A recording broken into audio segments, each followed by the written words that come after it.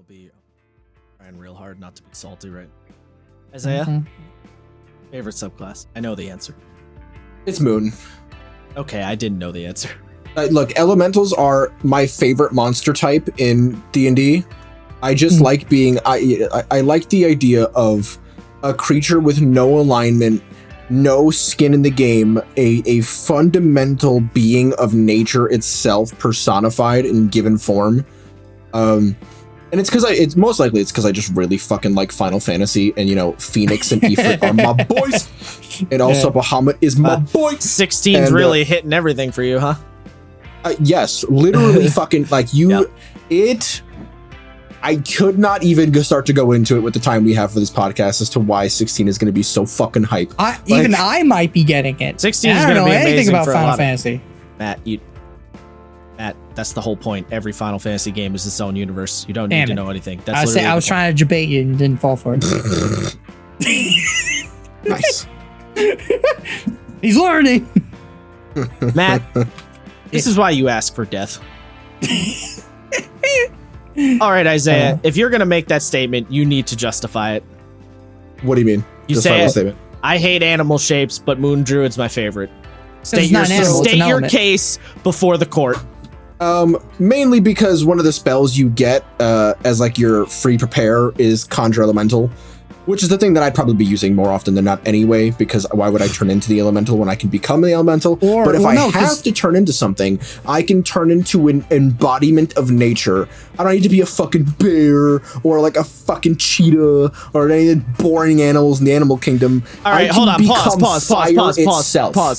Pause. You are literally made an incorrect statement here. Hold on, pause. You don't get any extra spells as a Circle of the Moon. Do you not? No. Oh, my bad. Literally not one. I think druids just in general get Circle of the Conjure Elemental. Yeah, well, yes, they probably do. But Circle of the Moon is all about the transformations.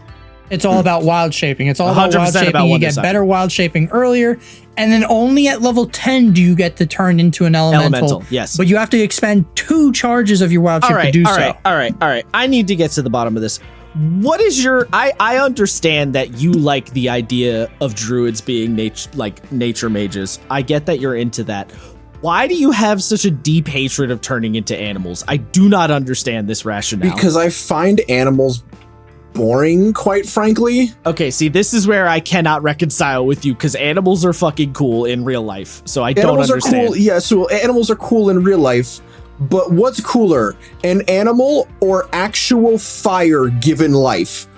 I'm gonna go with the fundamental element of nature given sentience. This is my problem. With it. I think turning into a bear and turning into a fire elemental are about the same level of cool.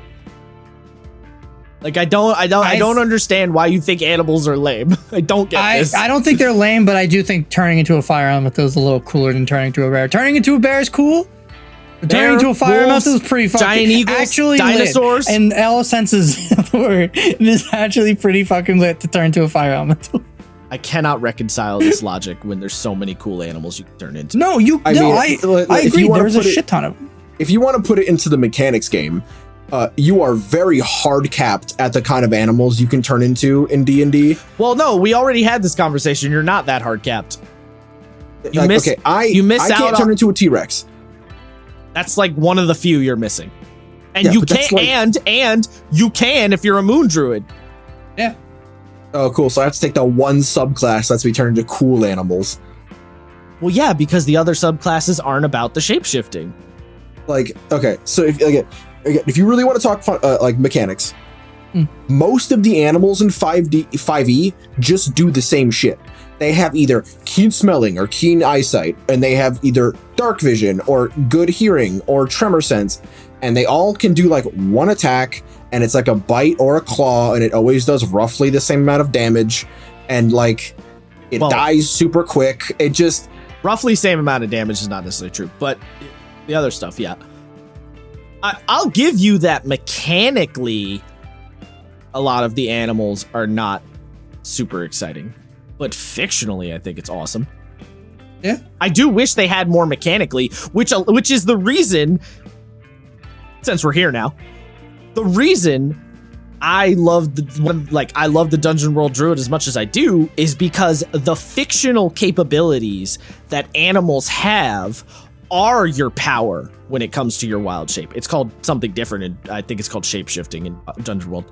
But like, the fictional differences between a wolf and a bear are literally what gives you the different powers when you play a druid in Dungeon World, which is why I find them so much more fun than a druid in 5e, and that's why a druid gets a 3 for 5e in me, is because fictionally, I love the idea of turning into all these different animals, but mechanically, it is true that a lot of them feel samey.